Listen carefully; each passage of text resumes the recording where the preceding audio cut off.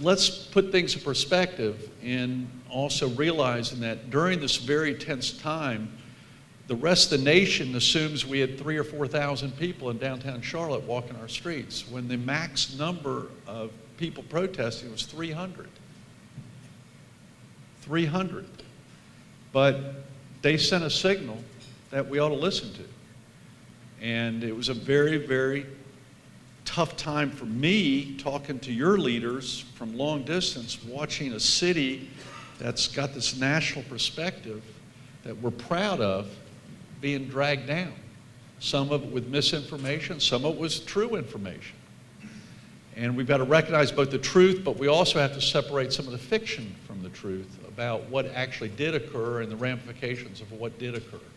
And we've got to deal with it directly, and that's the Charlotte way. And it sounds like one way to deal with it directly is have that serious conversation, have that dialogue, and come up with viable solutions together as opposed to in our isolated pockets. And right now it sounds like you're doing it the Charlotte way.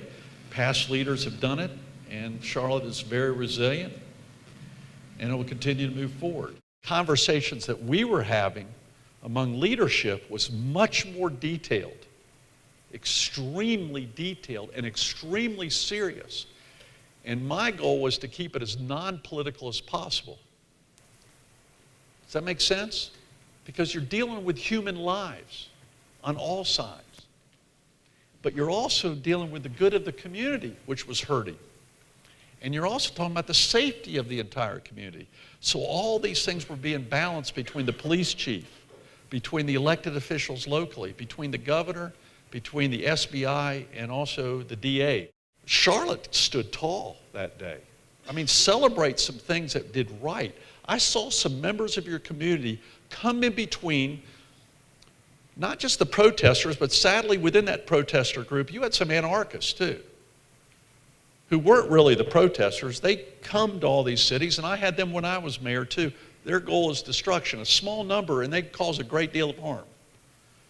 And I saw community leaders and ministers step in between some of those anarchists who wanted to break windows, wanted to start something more serious, and I saw some ministers and leaders step in between them. And don't forget that while you're having this conversation.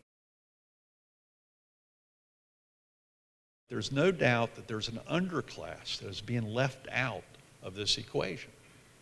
There is no doubt whatsoever. And this is not new, but the tensions are even greater because of communications, because of social media, because of transportation, because of other factors. You can't hide it. We all see it.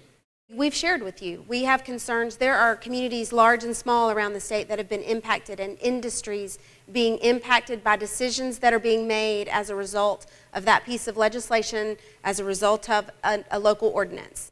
We find ourselves in this place struggling to make sure that people know who Charlotte really is, who the people of Charlotte really are, and who the people of the state of North Carolina are. How do we ensure the rest of the world knows the Charlotte way that you mentioned, that we are accepting and inclusive of all people, and that we don't want them to choose to not come here because of a perception that's been created by policy?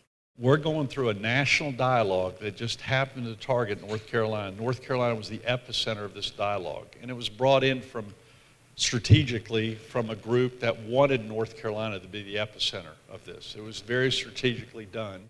It's a very divisive debate throughout North Carolina, and I need to let you know this is not just a Charlotte debate. So as governor now, not as a former mayor, I need to tell you, if you think of this as only a Charlotte issue, you need to think what people are saying about it 20 miles outside of Charlotte, where the speaker lives, for example, in Shelby, North Carolina, where there is a totally different opinion on this issue in Shelby, North Carolina, or in Lincolnton, North Carolina, or in Wadesboro, North Carolina, not far from here. It's like night and day. I see it every day because I travel to these towns.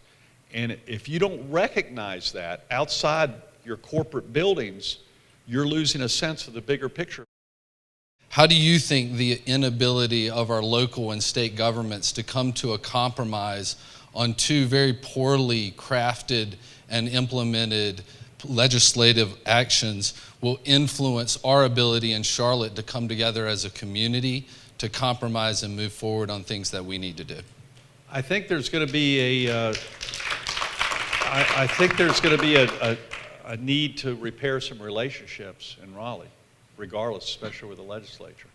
I do think we need to improve upon that communication. I think there was a breakdown in that communications during the past year. We did try to work with the state legislature, only to find several times that they admitted later they did not intend to compromise. But I do want to say, with respect to the recent emergency situation, we so appreciated the state. In spite of the differences that we have had over several things, when it comes to an emergency, I think that we collaborated very well, and I think that our law enforcement teams were in good communication.